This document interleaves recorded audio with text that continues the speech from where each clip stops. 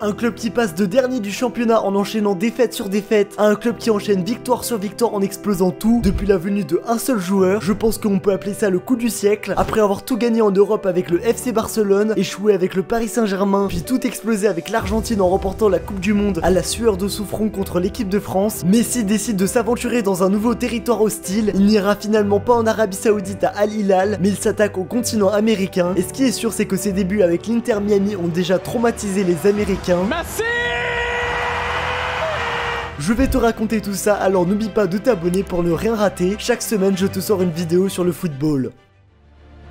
Le 15 juillet 2023, Lionel Messi, à l'âge de 36 ans, signe officiellement à l'Inter Miami en MLS. Les rumeurs présageaient plutôt une signature en Arabie Saoudite comme la plupart de ses compères. Un salaire encore jamais proposé, 2 milliards d'euros étalés sur un salaire de 2 ans. Mais finalement, la Pulga portera son choix sur l'Inter Miami de David Beckham, avec aussi un salaire plutôt intéressant mais beaucoup moins élevé, entre 40 et 50 millions d'euros par an. Le choix d'un retour au FC Barcelone avait été envisagé. Toutefois, Messi s'oriente en mettant le cap sur la Floride. Et ce qui est sûr, c'est qu'après recul, il ne va pas être déçu.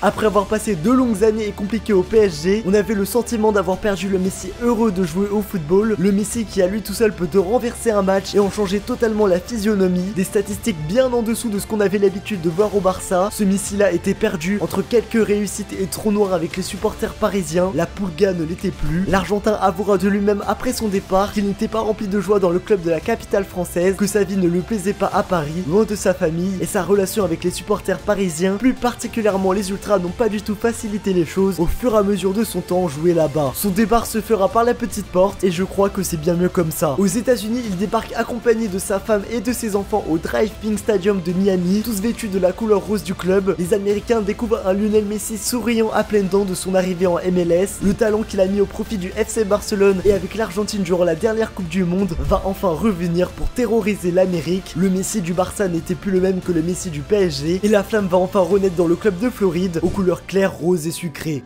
L'Inter Miami est avant-dernier de la conférence Est en MLS. Pour bien comprendre le championnat, il faut savoir qu'il est constitué d'équipes en grande majorité d'Amérique du Nord, 26 équipes des États-Unis et 3 équipes du Canada. C'est le plus haut niveau de division des deux pays et la spécificité de la MLS, contrairement au championnat européen, c'est que la ligue est fermée. Il n'y a pas de système de relégation-promotion. Les 29 équipes sont séparées en 2 grands groupes, la conférence Est et la conférence Ouest, l'Inter Miami étant dans l'Est. La saison est divisée en 2 parties, la première où les équipes jouent 34 matchs. À l'issue, un classement est réalisé et les 6 meilleures équipes de chaque conférence se qualifient pour les séries éliminatoires. Un tournoi se lance dans les 2 conférences pour sortir un gagnant de l'Est et un gagnant de l'Ouest. Puis un ultime match commence pour remporter la coupe de la MLS entre les vainqueurs des 2 conférences. Le gagnant remporte la MLS et se qualifie pour la Ligue des Champions CONCACAF. C'est plutôt compliqué effectivement, mais c'est le système américain. Et petite subtilité en plus, le championnat se joue sur une année civile. Donc Messi il est arrivé à la mi-saison et c'est la galère. En se plaçant avant-dernier de la conférence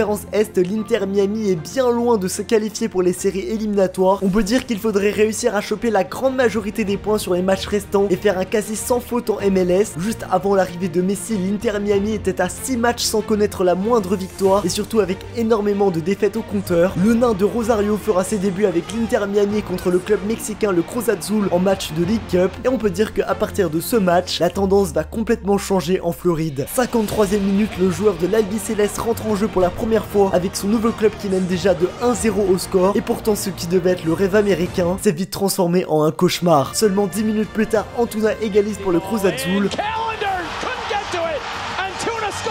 En toute fin de match à la 90+4, un coup franc dangereux se profile en faveur de l'Inter Miami et celui qui tire n'est nul autre que l'expert de la matière, Lionel Messi. Messi!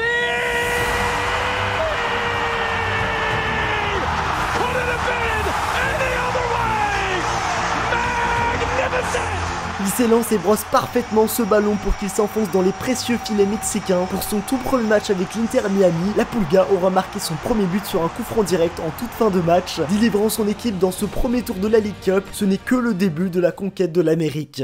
La suite de la compétition est d'une simple et efficace facilité pour le numéro 10, Atalanta United 4-0 doublé de Messi, Orlando City 3-1 doublé de Messi, Dallas 4-4 doublé de Messi, Charlotte FC 4-0 but de Messi, Philadelphie Union 4-1 but de Messi, et enfin finale de la League Cup contre Nashville 1-1, encore un but de Messi, puis victoire au tir au but 19, l'Argentin a marqué dans absolument tous ses matchs en League Cup, la performance est juste astronomique, il repart avec la coupe à la maison et le sacre de meilleur joueur de la compétition. Il n'a pas eu besoin d'un temps d'adaptation pour taper sur les pauvres américains. Depuis son arrivée, l'Inter Miami n'a plus connu la défaite et a enfin gagné son premier trophée si convoité. Maintenant il lui reste un défi de taille, celui de relever cette équipe en championnat, et ce qui est sûr c'est que ça ne va pas être une mince affaire. L'Inter Miami est 14ème sur 15 équipes, une performance assez pauvre il faut le dire, un quasi sans faute est requis pour accéder à la suite de la compétition. Est-ce que l'Argentin en aura les capacités? C'est l'avenir qui nous le dira, et l'avenir nous dira aussi qui remportera le ballon d'or. Le mérite-t-il face à un concurrent qui a tout cassé cette saison, le Norvégien Erling Haaland, 51 matchs et 49 buts, et surtout le triplé historique Première Ligue, Coupe d'Angleterre et Ligue des Champions, un joueur qui ne pourra malheureusement jamais briller réellement avec la Norvège, une sélection bien trop faible pour la Coupe du Monde. Après avoir fait remporter le tout premier trophée de l'histoire à l'Inter Miami, la League Cup 2023, seul lui qui a tout gagné dans sa carrière pourra peut-être aussi conquérir l'Amérique. La légende de Rosario n'a pas fini de nous bluffer à 36 ans maintenant.